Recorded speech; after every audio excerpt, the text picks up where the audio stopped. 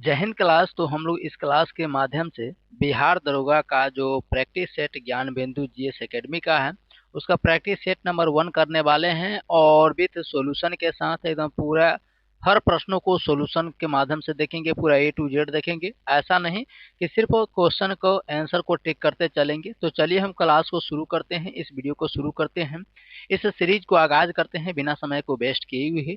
क्योंकि आप लोग इस चैनल पर नए हैं, अपना अध्ययन सागर वाला परिवार पर नए हैं, तो आप लोग इस परिवार को लाइक शेयर एंड सब्सक्राइब कर लीजिएगा। यहाँ पर आप लोग को टेलीग्राम का लिंक का नाम दिख रहा होगा, क्योंकि अध्ययन सागर वाला के नाम से ही आप लोग को टेलीग्राम का भी ग्रुप मिल जाएगा और अपना यूट्यूब परिवार का भी नाम अध्ययन सागर वाला है, तो वहाँ पर आप लोग ज्वाइन कर लेंगे।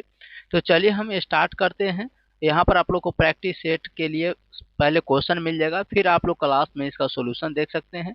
तो हम लोग लेकर के आ चुके हैं प्रैक्टिस सेट नंबर 1 होगा। इसी तरीके से टोटल प्रैक्टिस सेटों को हम लोग कवर करेंगे पूरे सीरीज के माध्यम से। तो आप लोग जैसे सदा प्यार और सपोर्ट दीजिएगा, और हम आपको बार बार बोलते हैं कि हर क्वेश्चन का सोल्यूशन हम लोग बिल्कुल आसान तरीके से देखेंगे। तो चलिए हम इसको शुरू करते हैं। जैसा कि आप लोग को पहला नंबर प्रश्न आप लोग को यहाँ पर दिख रहा होगा, एक बार कमेंट्स में जरूर बताइएगा क्या आप लोग को क्वेश्चन क्लियर दिख रहा है।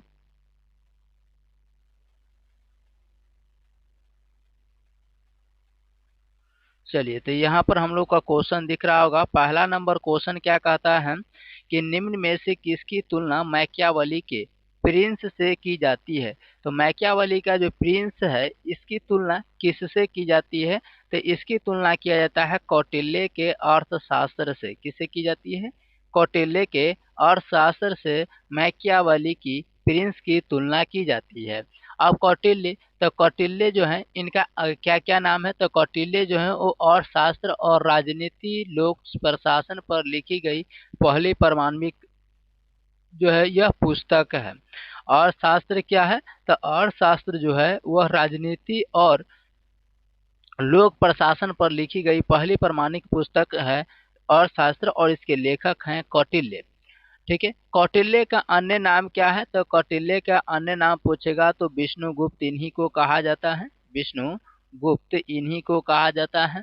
ठीक है। चाणक्य भी इन्हीं को कहा जाता है। चाणक्य चाणक्य इन्हीं को कहा जाता है। तो याद रखिएगा इनका अन्य नाम कि और शास्त्र के लेखक कौन थे? कौटिल्य। और कौटिल्य का जो अन्य नाम है वो विष्णुगुप्त और चाणक्य हो जाएंगे। ठीक है। अब मौर्य को इतिहास जानने के लिए साहित्यिक स्रोतों में सबसे महत्वपूर्ण विवरण जो है वो कौटिल्य के अर्थशास्त्र से ही पता चलता है। अगर हम लोग मौर्य वंश के इतिहास को जानेंगे तो मौर्य वंश के इतिहास के जानकारी हमें कहाँ से मिलता है? तो ये अर्थशास्त्र नामक बुक से ही हमें मिलता है। अर्थशास्त्र में कुल कितने अधिकरण हैं? अगर क्वेश्चन पूछा जाए कि अर्थशास्त्र में कुल कितने अधिकरण है, तो अधिकरण को ही हम लोग क्या बोलते हैं? तो भाग बोलते हैं। तो इसमें कुल कितने अधिकरण हैं, या इसको भाग भी कह सकते हैं। तो इसमें कुल अधिकरण यानी भागों की संख्या जो है वो है 15। कितना है? 15। जबकि इसी में प्रकरण पूछे यानी उपभाग पूछे, प्रकरण प्रकरण प्रकरण पूछे या इसी को उपभाग भी कहते हैं, तो उपभाग पूछे तो 180 हो जाएगा। कितना हो जाएगा? 180। लेकिन वहीं पर हम लोग अश्लोक की बात करें, अश्लोक, तो इसमें अश्लोक कितना है? ये है 6000। कितना है? 6000 है। तो हमने देखा कि अर्थशास्त्र के लेखक कौटिल्य हैं, जिनका अन्य नाम विष्णुगुप्त और जो है वो चाणक्य हो जाएंगे। इनके अर्थशास्त्र में कुल कितने अधिकरण यानी भाग हैं? तो अर्थशास्त्र में 15 भाग हैं यानी 15 अधिकरण है। अर्थशास्त्र में कितने प्रकरण हैं यानी उपभाग है तो 180 है। जबकि अश्लोक की बात करें तो ये 6000 हो जाएगा। ठीक है। कौटिल्य ने राज्य को 7 अंग से निर्मित माना है। कौटिल्य जो था वो अंग को 7 अंगों से निर्मित माना था। कितने? 7 अंगों से निर्मित माना था राज्य को, और जिन्हें सप्तांग सिद्धांत कहा गया था। तो क्वेश्चन पूछा जाएगा कि सप्तांग सिद्धांत किसने दिया था? तो सप्तांग सिद्धांत देने वाले कौन थे? तो ये कौटिल्य ही थे। कौन थे? कौटिल्य या विष्णुगुप्त या चाणक्य ही थे। वो 7 सिद्धांत कौन कौन से था? तो पहला सिद्धांत जो था जिन्होंने चाणक्य यानी कौटिल्य यानी विष्णुगुप्त ने दिया था। तो 7 में से पहला था स्वामी। पहला था स्वामी, यानी राज्य का स्वामी। राज्य का स्वामी, और राज्य का स्वामी का मतलब होता था कि राज्य का स्वामी जिसे कहा जाता था राजा उसे राजा या राज्य का सिर समझा जाता था। तो राज्य का सिर, सिर मतलब समझते हैं हेड, ठीक है। तो पहला सिद्धांत में था स्वामी, और स्वामी को ही राजा कहा जाता था, और राजा ही राज्य का सिर होता था यानी हेड होता था। दूसरा में क्या समझाता था, अमत्य। तो आमत्य, और अमत्य का मतलब क्या होता है, तो राज्य का आंख, राज्य का आंख। तो क्वेश्चन पूछा जाएगा कि सप्तांग सिद्धांत में अमत्य का अर्थ क्या होता था, तो आंख, राज्य का आंख होता था। तो जो राज्य में अमत्य घोषित किया जाता था उसे आंख समझा जाता था। राज्य में जिसे स्वामी या राजा घोषित किया जाता था उसे राज्य का सिर समझा जाता था। ठीक है, हम लोग तीसरा को देख लेते हैं कि सप्तांग में तीसरा जो पद था उसे क्या जाता था, तो जनपद। जनपद को ही राज्य क्षेत्र कहा जाता था। जनपद, जनपद को ही राज्य क्षेत्र कहा जाता था, राज्य क्षेत्र समझा जाता था। और राज्य क्षेत्र का मतलब होता था कि राज्य की जांग होता था, जांग, जांग कहा जाता था, यानी राज्य का जांग समझा जाता था। चौथा सिद्धांत था दुर्ग अथवा किले। चौथा में कहा गया था दुर्ग तथा किले, दुर्ग तथा किले।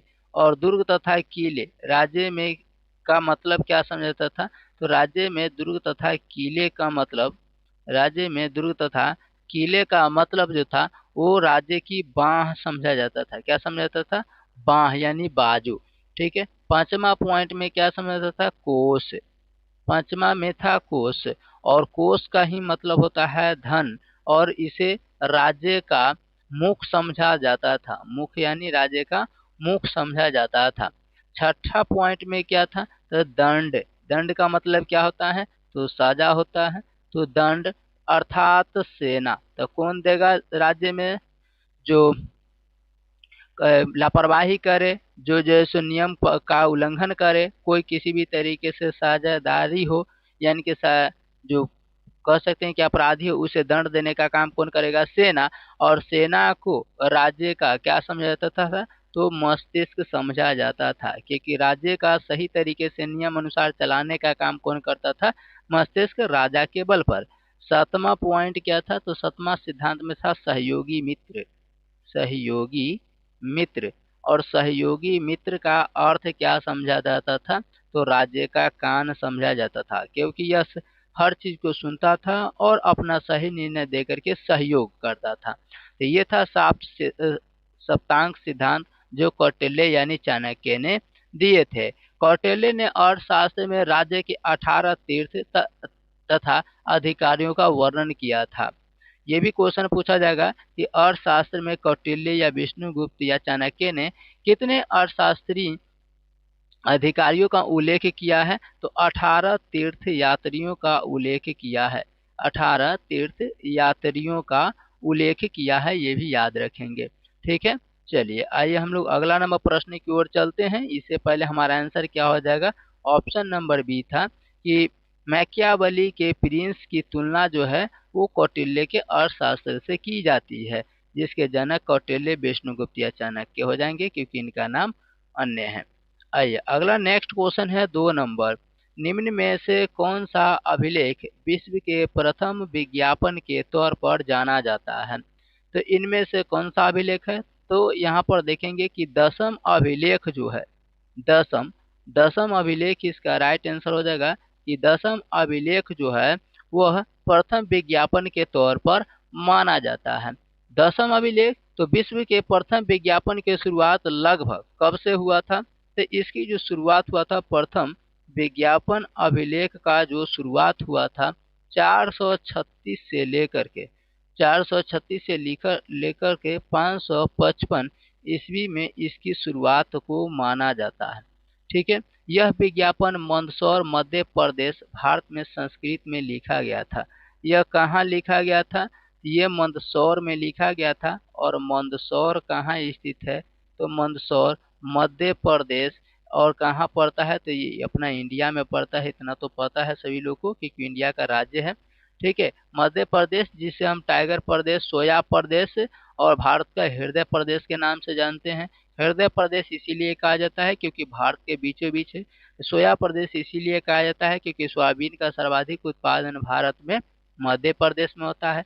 टाइगर प्रदेश इसीलिए कहा जाता है क्योंकि सर्वाधिक टाइगरों की संख्या भारत में मध्य प्रदेश में है। ठीक है। अभी यहाँ पर विज्ञापन तो मंदसौर मध्य प्रदेश में, वो भी किस भाषा में लिखा गया था, तो ये संस्कृत में लिखा गया था और संस्कृत को हिंदी का जननी कहा जाता है। यह विज्ञापन रेशमी साड़ियों की बिक्री को बढ़ावा देने के लिए मंदसौर के खिलचीपुरा स्थित सूर्य मंदिर की दीवार पर किसी व्यवसायी ने लिखा था। तो ये मंदसौर में यह अभिलेख क्यों लिखा गया था, तो ये मंदसौर में दीवार पर लिखा गया था। किस पर लिखा गया था, ये दीवार पर लिखा गया था। किस मंदिर के, तो ये सूर्य मंदिर के दीवार पर, सूर्य मंदिर के दीवार पर यह अभिलेख को लिखा गया था। और लिखने वाला कौन था, शायद ये सारी बिक्री करने वाला, शायद यह सारी बिक्री करने वाला किसी व्यवसायी ने इसको मंदसौर मध्य प्रदेश के सूर्य मंदिर के दीवार पर संस्कृत में इसे लिखा था। ठीक है। आइए हम लोग देख लेते हैं परीक्षा से संबंधित अन्य जैसे तथ्य को, अन्य अभिलेख को। ठीक है। जैसे हम लोग पहले देखते हैं सुपिया अभिलेख, सुपिया अभिलेख को। हमारा आंसर तो ऑप्शन नंबर ए है। सुपिया अभिलेख ये कहाँ है, ये भी मध्य प्रदेश में है। और मध्य प्रदेश के कौन सा जिला में है, तो रीवा जिला में। कौन सा, रीवा में है। ठीक है। यह कौन सी वंश से संबंधित है, तो गुप्तों की वंशावली से संबंधित है। अगर पूछेगा कि कौन सी वंश से संबंधित है, ये गुप्तों की वंशावली से, गुप्तों की वंशावली से संबंधित है, वंशावली से संबंधित है। ठीक है। यह गुप्त वंश घटोत्कच वंश भी कहा जाता है। और गुप्त वंश को क्या कहा जाता है, तो घटोत्कच कहा भी जाता है। घटोत्कच जैसो वंश भी कहा जाता है। तो क्वेश्चन पूछा जाए कि घटोत्कच वंश किसे कहा जाता है, तो गुप्त वंश को कहा जाता है। ठीक है। चलिए, तो हमारा आंसर हो जाएगा ऑप्शन नंबर ए। अगला है सहगौरा अभिलेख। अगला है सहगौरा अभिलेख। अब सहगौरा अभिलेख, तो सहगौरा अभिलेख वर्तमान में कहाँ है, ये गोरखपुर उत्तर प्रदेश में है। गोरखपुर यूपी में है, यानी उत्तर प्रदेश में।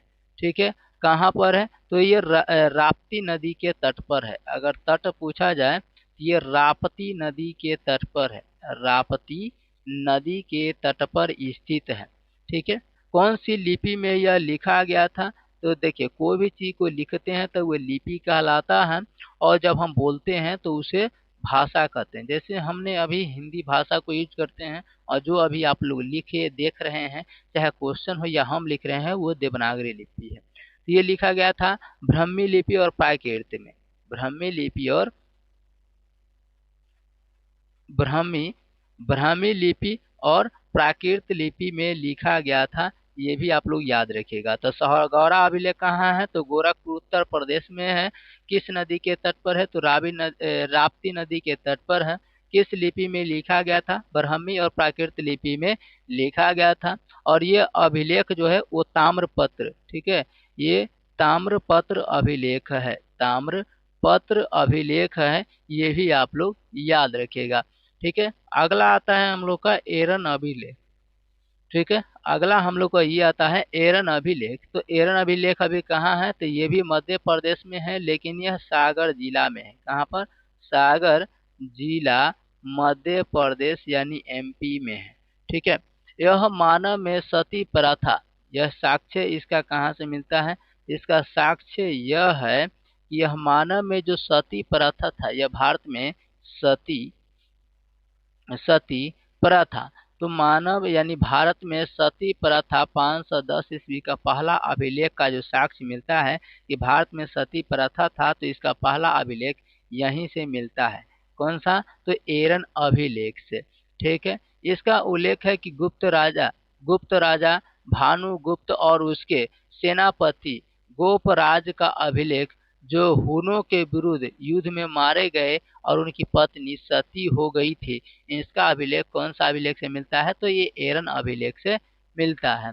तो गुप्त राजा थे जिसका नाम था भानुगुप्त और उनके सेनापति गोपराज का उल्लेख, और हुनों के द्वारा जो युद्ध में मारे गए थे और उनको मरने के बाद पत्नी जो है उनके साथ जिंदा जल गई थी, इस सभी का उल्लेख कहाँ मिलता है? एरन अभिलेख में। क्योंकि सती प्रथा में क्या था कि सती प्रथा में जो था, जब अगर किसी भी महिला की पति मर जाता था किसी कारणवश युद्ध में चाहे कहीं भी, तो उसके साथ सती नारी होने के कारण सती महिला प्रमाण देने के लिए उन्हें अपने कह सकते हैं कि पति के साथ चिता पर जिंदा जलना पड़ता था। इसको खत्म करने वाले कौन थे? इसे समाप्त करने वाले कौन थे और कब किया गया? आप लोग कमेंट्स में जरूर बताएंगे कि सती प्रथा का काम अंत किसने किया। ठीक है, चलिए हमारा आंसर क्या हो जाएगा? तो ये हो जाएगा 10वां अभिलेख हो जाएगा। ऑप्शन नंबर ए सही है। आइए नेक्स्ट क्वेश्चन को देखते हैं। अगला क्वेश्चन है, किसकी विद्वता से प्रभावित होकर ख्वारिज्म के मामूनी शासक ने उसे अपना मंत्री नियुक्त कर दिया था? तो विद्वता से प्रभावित होकर किसे अपना ख्वारिज्म के मामूनी शासक ने अपना मंत्री नियुक्त किया था? तो ये नियुक्त किया था अल बरूनी को। किसको? अल बरूनी को अपना मंत्री नियुक्त किया था। वो भी किससे प्रभावित होकर के? विद्वता से प्रभावित होकर के, ज्ञानता से प्रभावित होकर के। ठीक है, अल बरूनी एक प्रतिष्ठित, बहुश्रुत और इतिहासकार और गणितज्ञ और दार्शनिक था। ये अल बरूनी क्या क्या था? तो सबसे पहले ये प्रतिष्ठित, बहुश्रुत था। ठीक है, ये प्रतिष्ठित था, बहुत ज्ञानी वाणी था। ठीक है, प्रश्रुत था। दूसरी है, यह इतिहासकार भी था, काफी इतिहास जानता भी था, लिखा भी था। ठीक है, इतिहासकार भी था। ये अच्छा खासा गणितज्ञ था, अच्छा खासा गणितज्ञ के बारे में भी यह जानता था। ठीक है, उसके बाद है कि यह दार्शनिक भी था। क्या था? दार्शनिक भी था, जिसका जन्म 973 ईस्वी में ख्वारिज्म खीवा में हुआ था। इसका जन्म कब हुआ था? तो इसका जन्म हुआ था 973 ईस्वी में। 973 ईस्वी, लेकिन कहाँ पर? तो इसका जन्म हुआ था ख्वारिज्म में। ख्वारिज्म में हुआ था। और ख्वारिज्म कहाँ है? तो ये खीवा में है। कहाँ पर? खीवा में पड़ता है। ठीक है, 1017 ईस्वी में गजनी के सुल्तान महमूद के ख्वारिज्म पर आक्रमण करने और जीतने के बाद अन्य लोगों के साथ अल बरूनी को भी बंदी बनाया गया था। तो क्वेश्चन पूछा जाएगा कि अल बरूनी को बंदी कब बनाया गया था? अल बरूनी को बंदी कब बनाया गया था? तो 1017 ईस्वी में।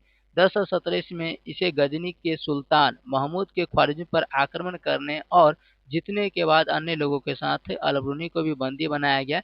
उसकी विद्वता से देख करके, फिर इसकी विद्वता, इसकी ज्ञानता को देखने के बाद से प्रभावित होकर महमूद ने उसे राजे ज्योतिषी के पद पर नियुक्त किया था। और अल बरूनी ने भारतीय उपमहाद्वीप की यात्रा की और भारत में प्रचलित हिंदू धर्म की गहन जांच के बाद किताब उल हिंद या तहकीक ए हिंद भारत का इतिहास नामक किताब लिखा था।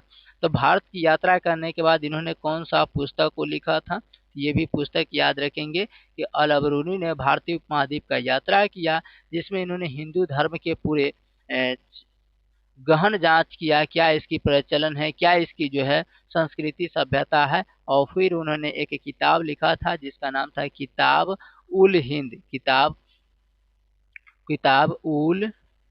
उल हिंद। किताब उल हिंद किस धर्म से संबंधित है? तो हिंदू धर्म से संबंधित है, या इसी को कहा जाता है तहकीक तहकीक तहकीक ए हिंद। तहकीक ए हिंद कहा जाता है। तो भारत की यात्रा पर आया तो ये अल बरूनी ने कौन सी पुस्तक लिखा था? तो तहकीक ए हिंद या किताब उल हिंद किस धर्म से संबंधित है? तो ये हिंदू धर्म से संबंधित है। हमारा राइट आंसर हो जाएगा कि यह किसकी विद्वता से प्रभावित होकर ख्वारिज्म ने मामूनी शासक को अपना मंत्री नियुक्त किया था? ये अल बरूनी के विद्वता से प्रभावित होकर के। ऑप्शन नंबर सी सही है। अगला क्वेश्चन है 4 नंबर कि विजयनगर के किस शासक को 2 समुद्रों का अधिपति कहा गया था? तो विजयनगर के वह कौन से शासक थे जिसे अधिपति कहा जाता है? तो इसका राइट आंसर हो जाएगा 2 समुद्रों का अधिपति किसे कहा जाता है? तो हरिहर प्रथम को कहा जाता है। किसे कहा जाता है? हरिहर प्रथम को कहा जाता है। तो इसका राइट आंसर हो जाएगा ऑप्शन नंबर बी। तो ये विजयनगर के दो समुद्रों के अधिपति किसे कहा जाता है? तो दो समुद्रों का अधिपति शासक हरिहर प्रथम को कहा जाता है। हरिहर प्रथम का जो शासन रहा, हरिहर प्रथम का जो शासन काल रहा वो कब से कब तक?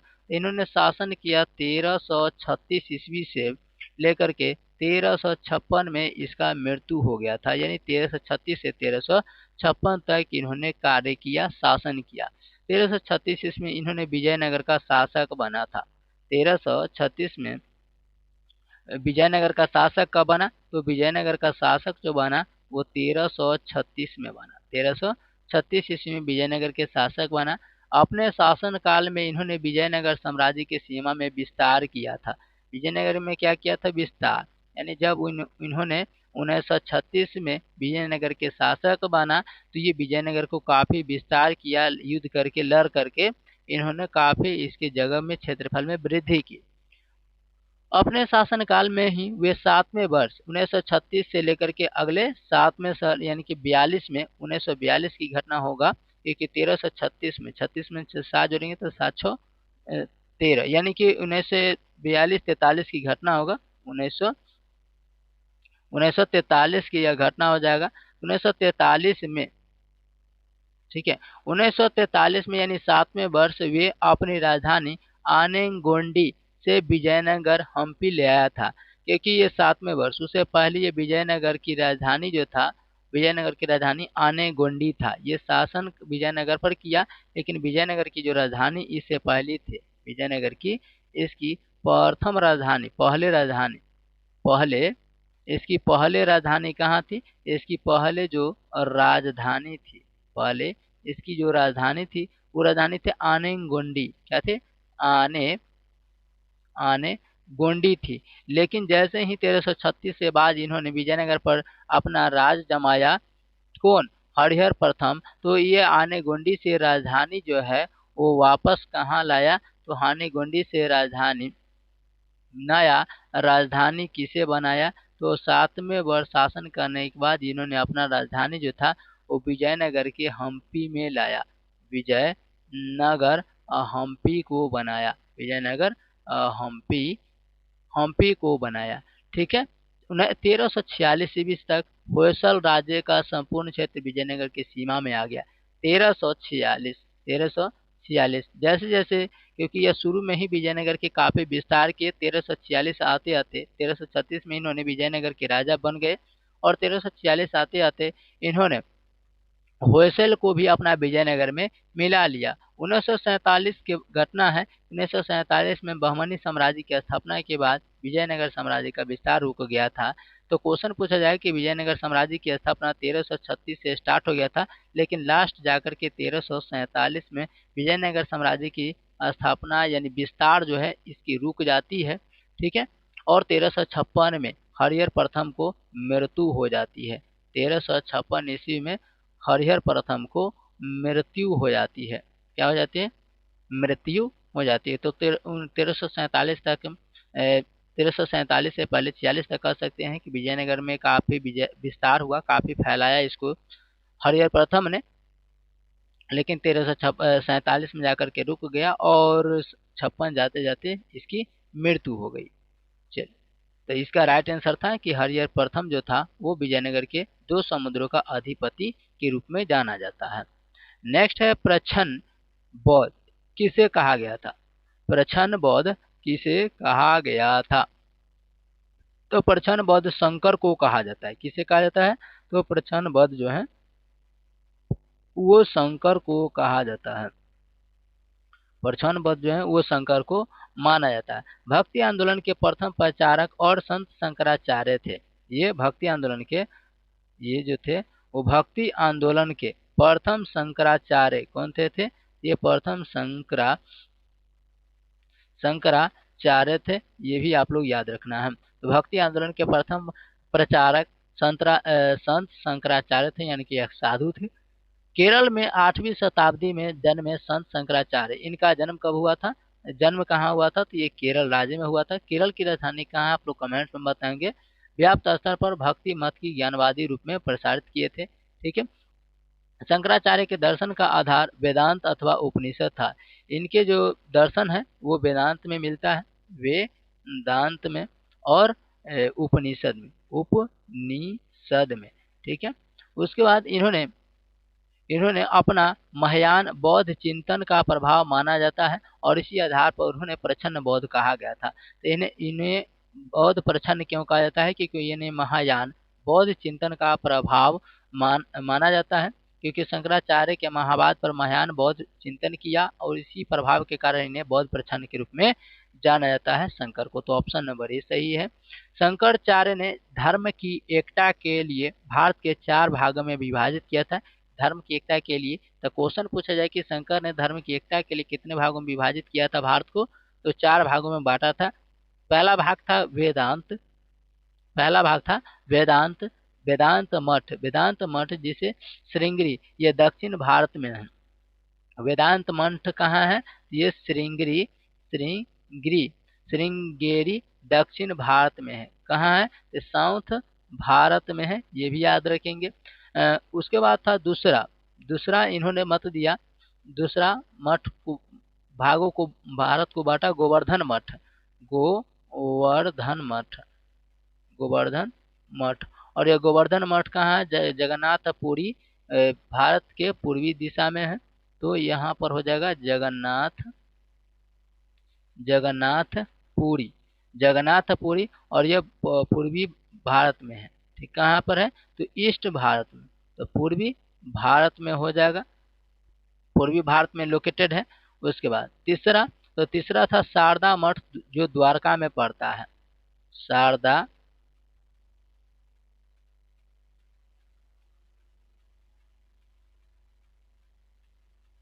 शारदा मठ, शारदा मठ जो कहाँ पड़ता है? ये पड़ता है द्वारका में, और द्वारका कहाँ है? तो पश्चिम भारत की दिशा में हो जाएगा, पश्चिम भारत हो जाएगा।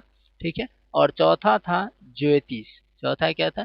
ज्योतिर्मठ, ज्योतिर, ज्योतिर्मठ था। और ज्योतिर्मठ बद्रिकाश्रम, बद्रिकाश्रम, बद्रिका, बद्रिकाश्रम था। और बद्रिकाश्रम कहाँ है? तो ये उत्तर भारत में, उत्तर भारत में। तो ये बौद्ध प्रछन्न किसे कहा जाता है? शंकर को। और शंकर ने भारत को 4 भागों में 4 मठ स्थापित किए थे, 4 भागों में 4 मठ स्थापित किए थे। आप इसे ऐसे भी समझ सकते हैं। ठीक है, साउथ साउथ और करके आप इसे ऐसे भी समझ सकते हैं, इस तरीके से, क्योंकि ऊपर क्या हो जाएगा, और इस दिशा में आप लोग जानते हैं कि ये हो जाएगा हमारा नॉर्थ, ये हो जाएगा हमारा साउथ, ये हो जाएगा हमारा ईस्ट, ये हमारा ईस्ट हो जाएगा, और ये हमारा वेस्ट हो जाएगा। ये हमारा नॉर्थ, यानी नॉर्थ ईस्ट हो जाएगा। ठीक है, ये हमारा हो जाएगा साउथ ईस्ट हो जाएगा, ये हमारा हो जाएगा साउथ वेस्ट हो जाएगा, ये हमारा नॉर्थ वेस्ट हो जाएगा। यानी नॉर्थ का मतलब उत्तर होता है, साउथ का मतलब दक्षिण होता है। ठीक है, तो इसके आधार पर गोवर्धन मठ कहाँ था? तो पूर्वी भारत में। तो पूर्वी भारत यानी कि यहाँ पर कर सकते हैं। ठीक है, पूर्वी भारत में था गोवर्धन मठ, गोवर्धन, गोवर्धन मठ कहाँ था? तो गोवर्धन मठ था पूर्वी भारत में। ठीक है, पूर्वी भारत में, तो ये पूर्वी भारत हो जाएगा, गोवर्धन मठ था पूर्वी भारत में था। ठीक है। उसके बाद हमको बोला दक्षिण भारत में था वेदांत मठ, यहाँ पर हो जाएगा दक्षिण भारत में वेदांत मठ हो जाएगा। इस सब को हमको हटा देना चाहिए था, सिर्फ इसी का आवश्यकता होगा। ये हो जाएगा नॉर्थ, ये हो जाएगा नॉर्थ, ये हो जाएगा साउथ, ये हो जाएगा ईस्ट, ये हो जाएगा वेस्ट। ये ईस्ट का मतलब होता है पूरब।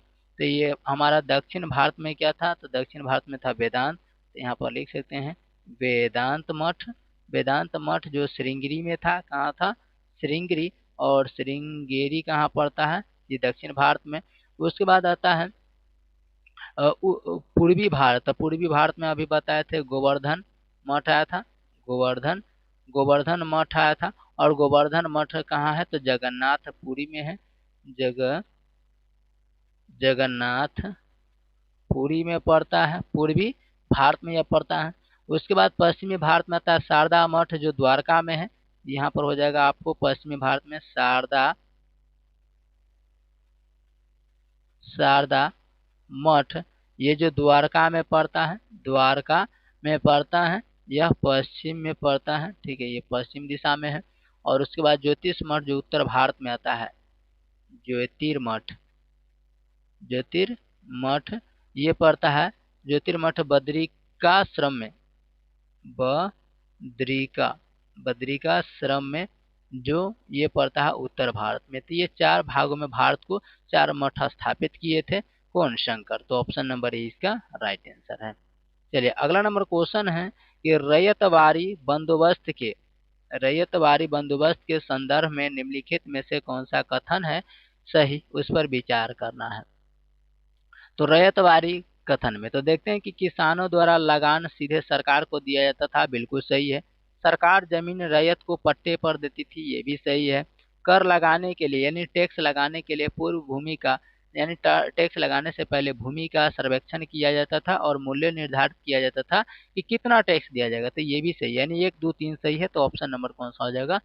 सी, क्योंकि रैयतवाड़ी व्यवस्था का जन्मदाता थॉमस मुनरो और कैप्टन अलेक्जेंड्रो रीड को माना जाता है। अगर क्वेश्चन पूछा जाएगा यहाँ पर रैयतवाड़ी, आप लोग को यहाँ पर एक शब्द दिख रहा होगा, ये रैयतवाड़ी, रैयतवाड़ी का, रैयतवाड़ी के जन्मदाता किसे माना जाता है? तो यह रैयतवाड़ी का जन्मदाता, रैयतवाड़ी का जन्मदाता किसे माना जाता है? तो थॉमस मुनरो को कहा जाता है, थॉमस, थॉमस मुनरो को माना जाता है, ठीक है, थॉमस मुनरो। और कैप्टन अलेक्जेंडर रीड को माना जाता है, कैप्टन अलेक्जेंडर, अलेक्जेंडर, अलेक्जेंडर को माना जाता है, अलेक्जेंडर रीड को माना जाता है, ठीक है। 1792 में रैयतवाड़ी व्यवस्था बराह महल जिले में पहली बार कैप्टन रीड द्वारा लागू किया गया था। तो क्वेश्चन पूछेगा रैयतवाड़ी व्यवस्था सबसे पहले प्रथम बार लागू कहाँ किया गया था? प्रथम प्रथम बार लागू कहाँ किया गया था? तो इसे प्रथम बार जो लागू किया गया था 1792 ईस्वी में, 1792 ईस्वी में। लेकिन कहाँ इसे लागू किया गया था? तो वाराह महल जिले, वारा महल जिले, वारा महल जिला में इसे लागू किया गया था, वारा महल जिला में इसे लागू किया गया था, ठीक है, वारा महल जिले में इसे लागू किया गया था। लेकिन इसे लागू करने वाला कौन था? ये लागू करने वाला था कैप्टन, कैप्टन, कैप्टन रीड था, कैप्टन रीड इन्हें लागू किया था, ठीक है। 1820 में इस व्यवस्था को मद्रास में लागू किया गया था। क्वेश्चन पूछा जाएगा इस व्यवस्था को मद्रास में कब लागू किया गया था? इस व्यवस्था को मद्रास में लागू 1820 में किया गया था, 1820 ईस्वी में किया गया था। और यहाँ व्यवस्था का सुचारू रूप से चलाने के लिए मुनरो को मद्रास प्रेसिडेंसी का गवर्नर बनाया गया था। और मद्रास में इस व्यवस्था को चलाने के लिए, रैयतवाड़ी व्यवस्था को चलाने के लिए जो है मुनरो को मद्रास प्रेसिडेंसी का गवर्नर नियुक्त किया गया था। और यह 1820 से 1827 ईस्वी तक चला था। कब तक चला था? तो 1820 से 1827 यानी कि जो है 7 साल तक चला था। और यहाँ का मुनरो को जो है वो मुनरो को यहाँ पर गवर्नर नियुक्त किया था, मुनरो को गवर्नर नियुक्त किया था, ये भी आप लोग याद रखेंगे। और 1825 में यह व्यवस्था बम्बई तथा 1858 तक ये संपूर्ण दक्कन और अन्य क्षेत्रों में लागू किया गया था। तो क्वेश्चन पूछा जाए कि बम्बई में यह रैयतवाड़ी जो व्यवस्था है, रैयतवाड़ी जो बंदोबस्त है, रैयत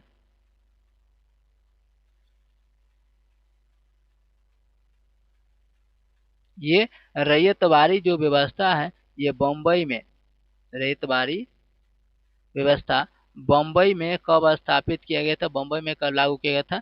तो 1825 में बम्बई में लागू किया गया था। और दक्कन जो क्षेत्र आता है, दक्कन क्षेत्र, ठीक है, दक्कन, दक्कन क्षेत्र, इस दक्कन क्षेत्र में कब पूरे संपूर्ण में लागू किया गया था? तो ये लागू किया गया था 1858 में, 1898 में। तो रैयतवाड़ी बंदोबस्त बम्बई में कब लागू किया गया था? 1825 में। दक्कन पूरे क्षेत्र में कब लागू किया गया था? तो इसे लागू किया गया था 1858 ईस्वी। रैयतवाड़ी व्यवस्था में प्रत्येक पंजीकृत भूमिदार को भूमि का स्वामी माना जाता था, यानी कि जो किसान, जो जमींदार इस रैयतवाड़ी व्यवस्था में टैक्स देने से संबंधित अपना पंजीकरण करा रखे थे, उसे इस भूमि का स्वामी माना जाता था। और लगान जमा करने का दायित्व भी किसानों को ही दे दिया गया था कि आप ही लोग टैक्स को जमा करके रखेंगे। क्योंकि यह व्यवस्था प्रत्यक्ष रूप से यानी कि डायरेक्ट रूप से किसानों या आम जनता के साथ लागू की गई थी, अतः इसे रैयतवाड़ी कहा गया। और इस व्यवस्था के अंतर्गत ब्रिटिश भूभाग को 51% हिस्सा शामिल था। यानी कि अंग्रेज लोग कितना हिस्सा पर शामिल थे, ये 51% जो था इस व्यवस्था, 51% हिस्सा इसमें ब्रिटिश भूभाग, इसमें अंग्रेजी का विदेशी का जो जमीन था शामिल था। और यह व्यवस्था बम्बई के कुछ हिस्से, असम व कुर्ग आदि क्षेत्रों पर भी लागू हो गए थे। बम्बई में बताए थे 1825 में लागू हुआ। और ये व्यवस्था अस्थायी नहीं थी, प्रत्येक 30 वर्षों में लगान का पुनर्निर्धारण किया जाता था। कहने का मतलब है कि प्रत्येक 30 साल में इसमें जो है सो फेरबदल टैक्स में देखने को मिलता था, नियम कानून बदलते रहता था। ठीक है, तो ये तीनों के तीनों ऑप्शन जो हो जाएंगे वो सही हो जाएगा कि रैयतवाड़ी व्यवस्था किसानों द्वारा लगान सीधे सरकार को दिया जाता था। सरकार जमीन रैयत को पट्टे पर देती थी और टैक्स लगाने से पहले उस जमीन का सर्वेक्षण किया जाता था कि किस तरीके से जमीन है और इस पर कितना टैक्स लेना चाहिए। हमारा आंसर हो जाएगा ऑप्शन नंबर सी। और नेक्स्ट है 7 नंबर। चलिए, तो अगला क्वेश्चन को हम लोग देखते हैं। अगला क्वेश्चन कहता है कि स्वतंत्रता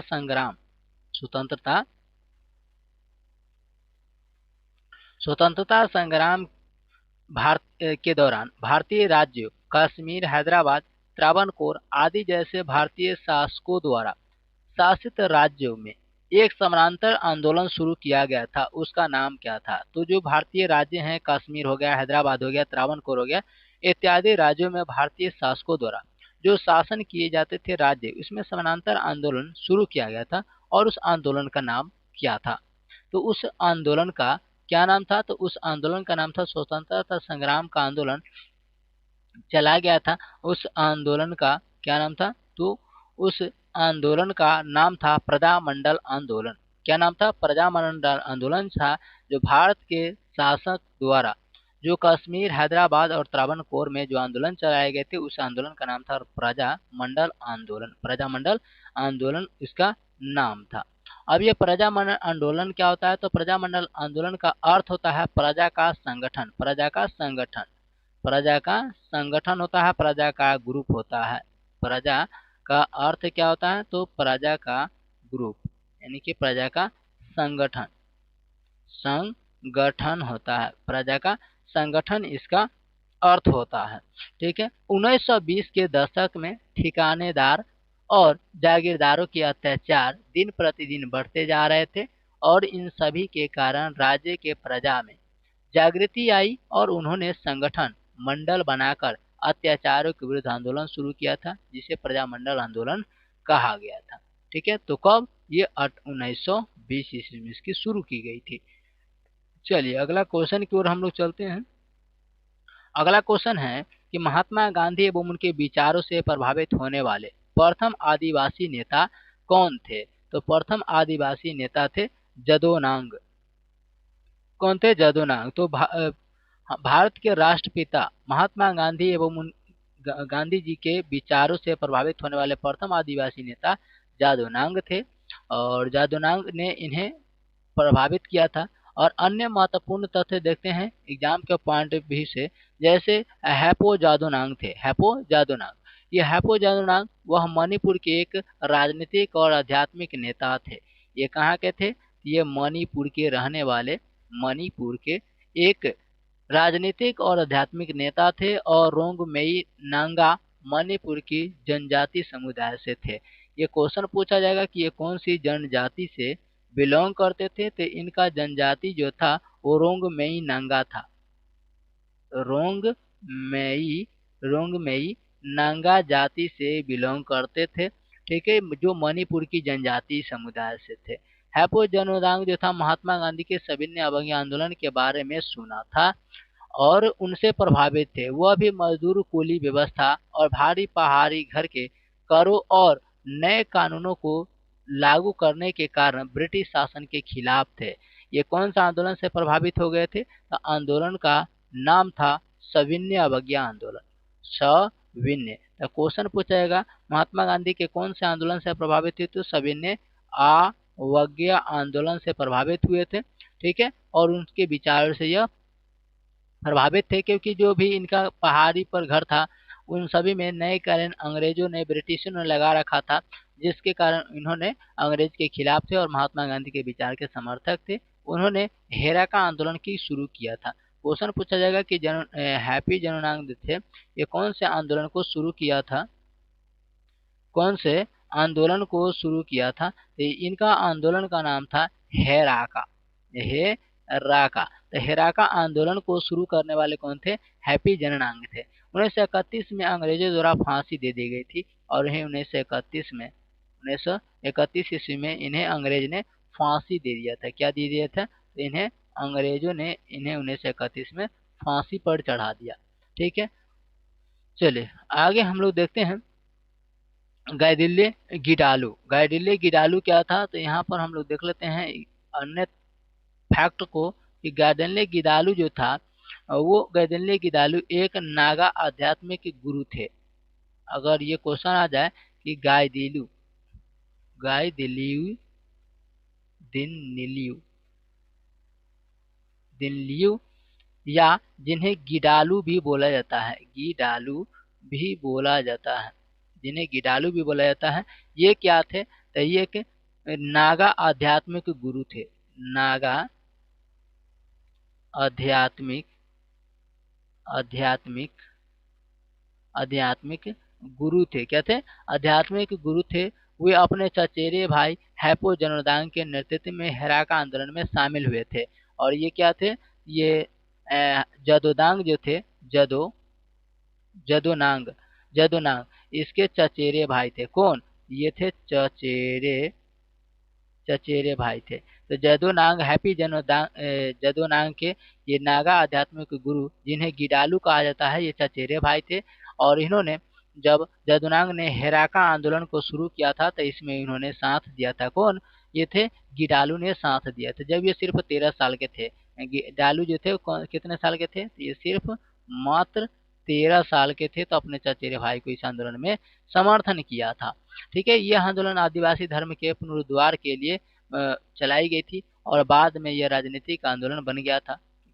यह अपने परिवार को, अपने जाति को, अपने समुदाय को बचाने के लिए हेराका आंदोलन को चलाए थे, लेकिन बाद में यह आंदोलन था पूरा भारत लेवल पर, पूरा नेशनल लेवल पर चल गया था, राष्ट्रीय लेवल पर यह आंदोलन को चल गया था। ठीक है, 1931 में अंग्रेजों द्वारा देशद्रोह के आरोप में हैपो को फांसी दे दिया गया था। और 1931 में जब ये आंदोलन चलाए थे ना हेराका, 1931 में देश विद्रोही के तौर पर, देश विद्रोही कह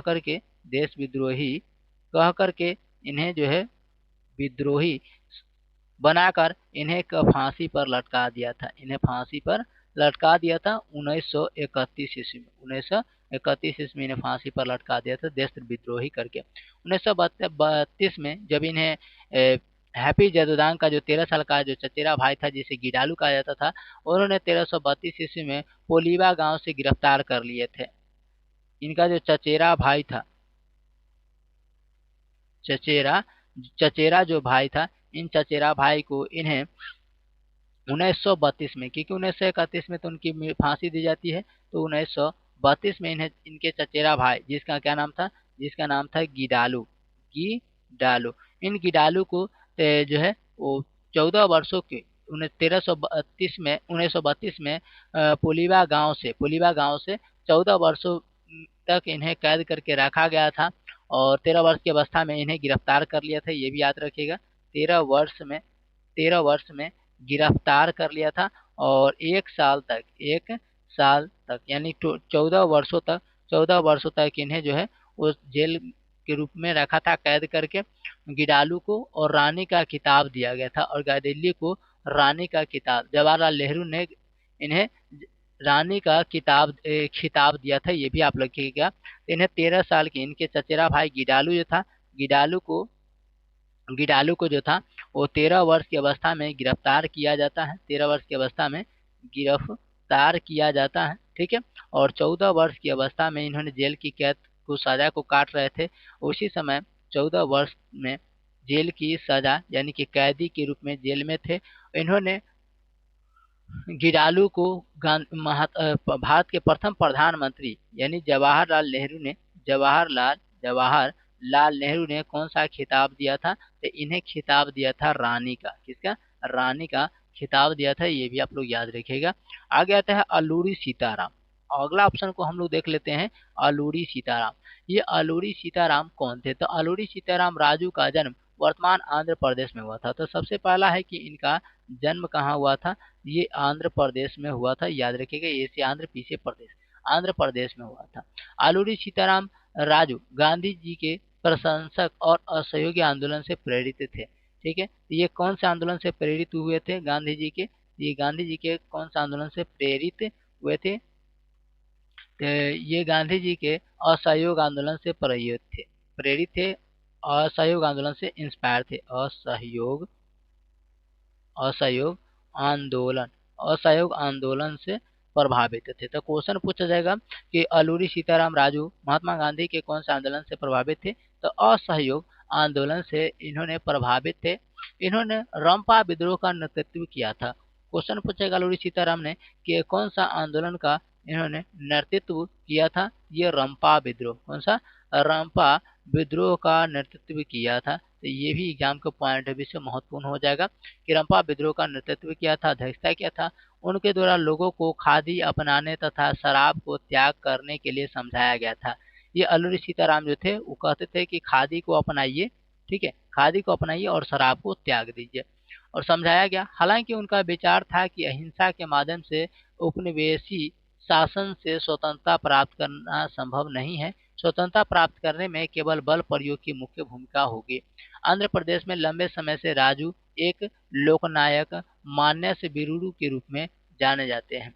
ठीक है, तो ये जो थे अलूरी सीताराम, इनका मानना भी था कि भाई प्यार से आंदोलन नहीं मांगी जा सकती है, इसके लिए बल का भी प्रयोग करना पड़ सकता है। यह अलूरी सीताराम राजू का विचार था। हमारा राइट आंसर था कि महात्मा गांधी के विचारों से प्रभावित वाले कौन से आदिवासी नेता थे? तो ये पहला था हैप्पी जदोनांग, हैप्पी जदोनांग थे।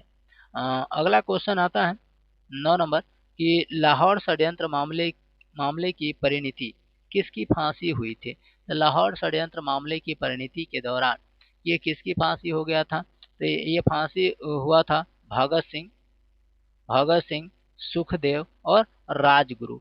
2, 3 और 4, 2, 3, 4 यानी ऑप्शन नंबर सी इसका राइट आंसर होगा कि लाहौर षड्यंत्र मामले के परिणति में ये भगत सिंह को फांसी हुआ, सुखदेव को फांसी हुआ और राजगुरु को फांसी हुआ था। तो ये 3 व्यक्तियों को वहां पर फांसी दिया गया था।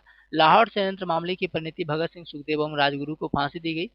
सैंडर्स की हत्या के लिए भगत सिंह, सुखदेव तथा राजगुरु पर मुकदमा चला गया था। किसकी हत्या के लिए? तो इनका मन था कि हम किसे हत्या कर दें, तो हम इसकी हत्या कर दें सैंडर्स की। ये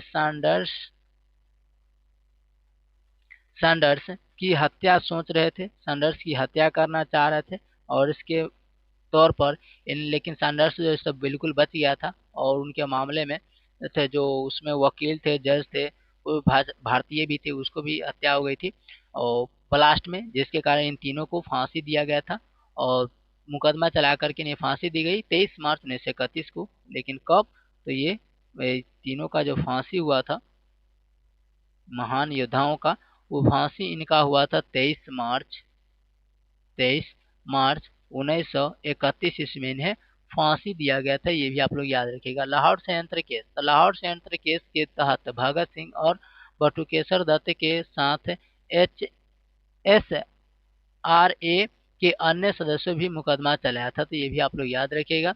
जेल में बंद क्रांतिकारियों ने राजनीतिक कैदी का दर्जा प्राप्त करने के लिए भूख हड़ताल किया था और 63 दिन के बाद जो है तो जतिन दास की हत्या हो गया था। तो इसमें जो था वो 63 साल के जतिन दास जो थे 63 साल कहते हैं 63 दिन में जतिन दास भूख हड़ताल पर बैठ गए थे और 63 दिन में इनको भूख हड़ताल के कारण मृत्यु भी हो गया था। ये भी आप लोग याद रखिएगा। उसके बाद आता है हम लोग को